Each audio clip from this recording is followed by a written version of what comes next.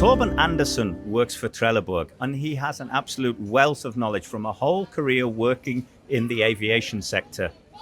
Torben explains to us in his podcast how they're decarbonizing the current fleet of aircraft. For those of you that work in the aviation sector, then you'll fully understand that the development of aircraft takes a long time, the homologation of an aircraft takes a long time, and let's face it, because aircraft are such a large investment object, it's not as though companies like the flight operators are going to be swapping their aircraft all the time.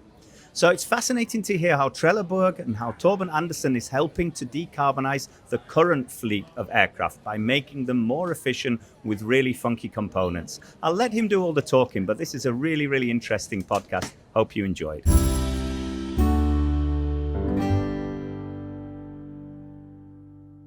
Torben Andersen, thank you so much for finding time for us today on your absolutely wonderful trade fair booth here at the Farnborough Air Show. It's a really, really welcoming booth, and what we can't see on the camera is there's a lot of information here about sustainability. Yeah, I mean, thank you for coming by and listening to us here a little while. Yes, I mean, sustainability is very close to the company's heart.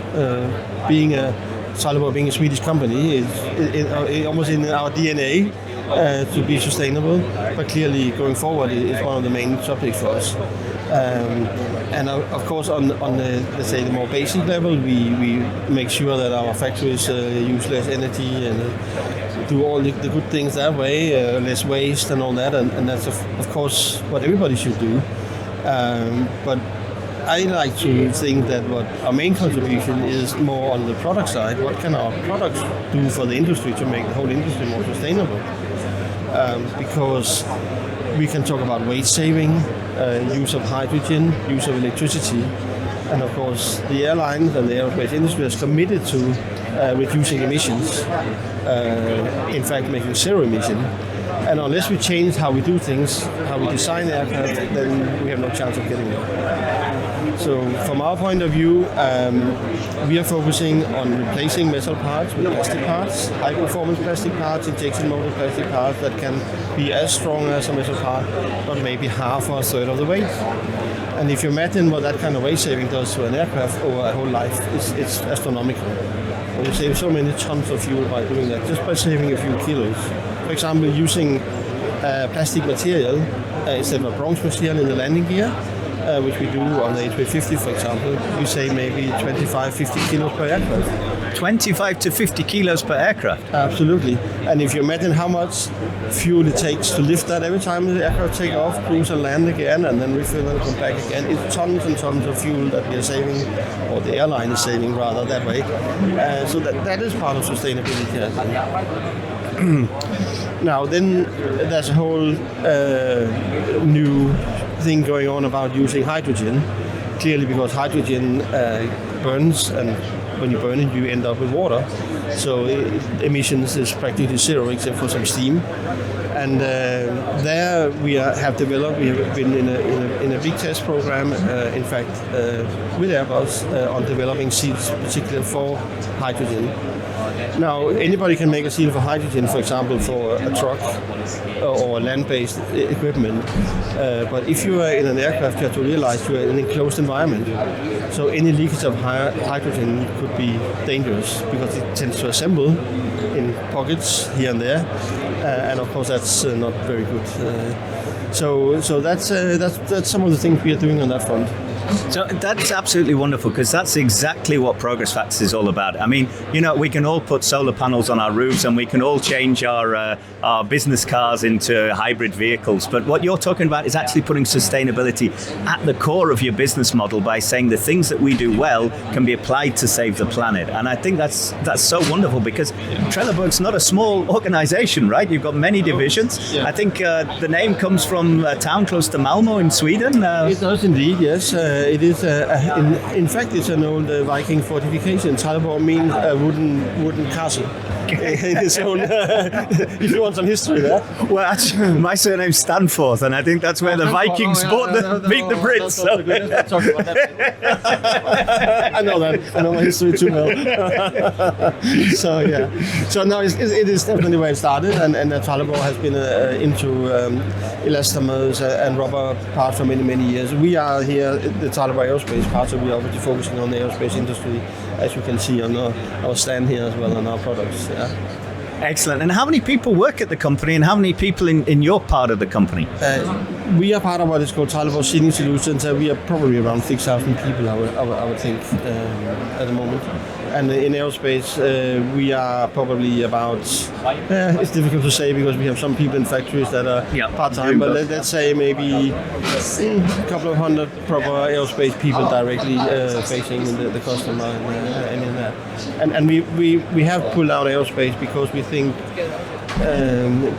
aerospace is such a special industry, documentation-wise, traceability-wise, quality-wise, that we need to have professionals. We can't let anybody deal with aerospace customers, so that's why we make that move some years ago to actually take that out and run that like that. I mean, it's really just great to hear about all this pioneering work going on. You know, I've often been jealous when I was growing up and working myself as a young engineer. I mean, I've worked in Airbus's production environment. I've been there and seen those metal parts, and I started my own career as an aerodynamicist. And I was always kind of jealous of the people that were there around the turn of the 20th century. You know, people around the Wright brother period, the first aeroplanes, 1920s, 30s, and you know, there was so much pioneering work done, and it's nice to see that we're actually in our generation now being able to give something back as well. Well, you know, I've been coming to these exhibitions here, Paris here, on this one for more than 30 years. I always make a point of walking the shows and seeing what's here, and every time I'm here I see something new that I hadn't got a clue was on an aircraft. New development, making it better, more efficient, and that's the way it's going. And I think you're right about the first steps were very, let's say, fundamental, getting the plane off the ground. But I think we forget that the new engines that we have on aircraft today, the A350, the 787, they are 25% more efficient than the previous generation. And that's a huge gap. I mean, just imagine again how much fuel that would save. And that is partly because things are lighter. We can use seals that go to higher temperatures, meaning that they increase the burning temperature of the engine, and that way they save fuel. Higher temperatures mean more efficiency. So, I mean, there are lots of things going on, but it's perhaps a little bit more incremental, small bits everywhere, and I think that's how it's going to happen in the future. That's how we're going to get there eventually with zero emission. So we've unfortunately hit the milestone this year that for over 12 months we've been 1.5 degrees warmer on average than we should have been on this planet. And one of the things that we're passionate about at Progress Factors is helping other companies to work together, to collaborate in different ways and set different goals in order to limit that to 1.5 degrees. Now it looks like we're going to bounce above it, but we certainly hope that we're going to avoid some of the predictions that we're going to get to 2.4 degrees by 2050. If we talk about the airline industry, one of the things that slows progress down is, of course, the heavy investments. You just can't buy a fleet of aircraft from tens of millions, hundreds of millions of euros or dollars and then just replace them all. Now, I'm just wondering whether there is an opportunity there to retrofit. So in existing aircraft, obviously there's homologation, there's legislation, but is there maybe a market for your company to actually retrofit some of the heavier parts with plastic parts with the new technologies that you've developed? Definitely, yes, and it is going that way. I mean, you look at the A320, I think, that aircraft was designed 30 years ago. But it's not true, because it's not the same bird that's on the tarmac today. It's actually a lot of parts have been replaced.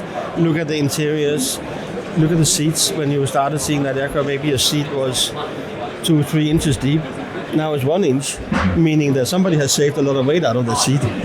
So it is going on, but again, it's probably more incremental. I think the big steps are really on the engine side, where you got the LEAP engines, for example, which were really game changers. And I think you're right about the replacement. The problem is also the supply chain, that we know there's going to be, 40,000 aircraft in 30 years' time. But the fact that it's difficult to catch up and actually get them delivered, and we are in that lucky and unlucky situation that the future is bright from that point of view.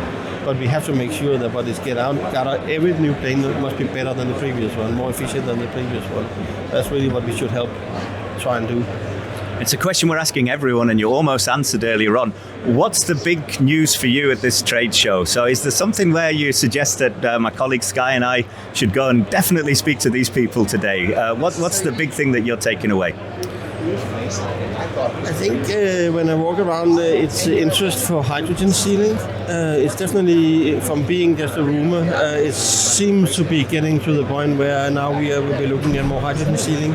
The other thing I have noticed is there are a couple of projects here where the smaller electric advanced air mobility thing, they seem to be growing now into sort of mid-size aircraft, maybe 10, 12 passenger, even more.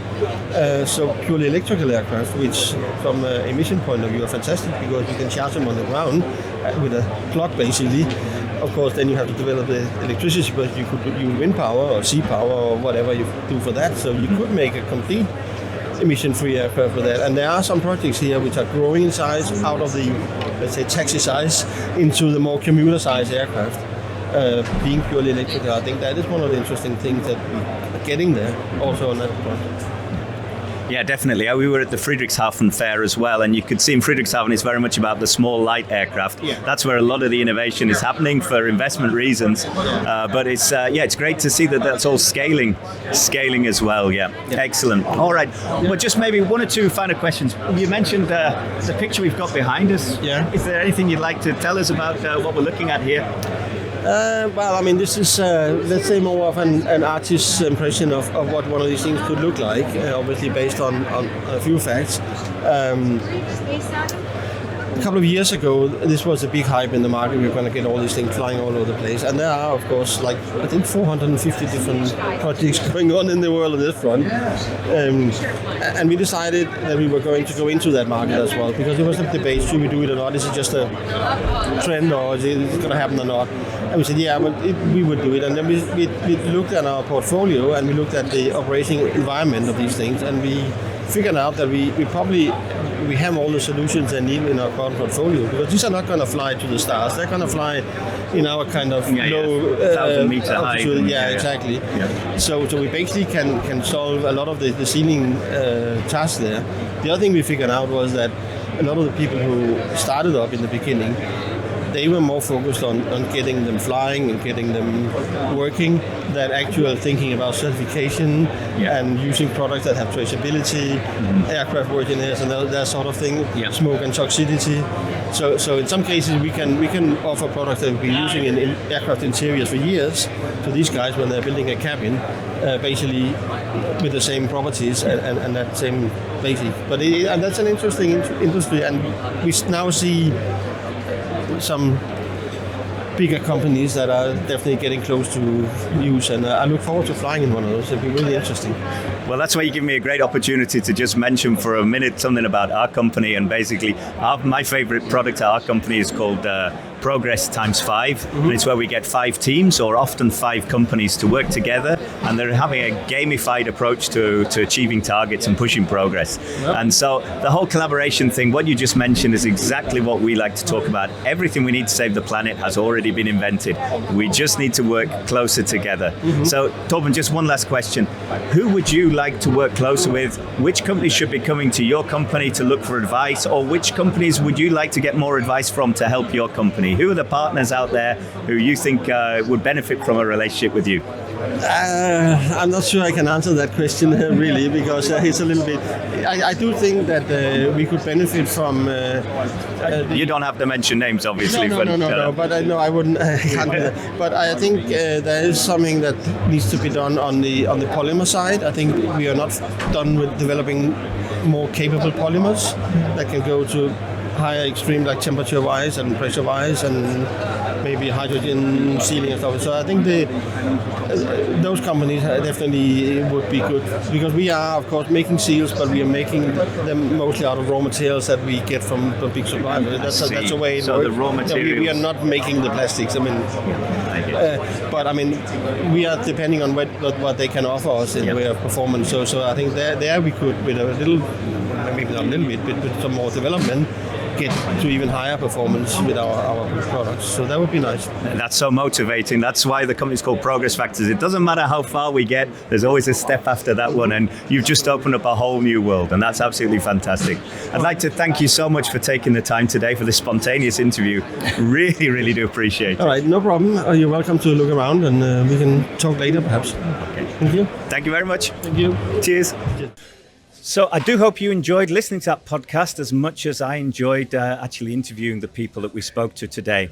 As we mentioned halfway through the film, if you'd like us to support you and accelerate your own sustainability agenda, or if you'd maybe like to sponsor this podcast, or if you just got something you'd like to chat to us about, which maybe could become the next podcast, then please do go over to either our LinkedIn profile. You can find us at Progress Factors, or my own LinkedIn profile is Nick Stanforth.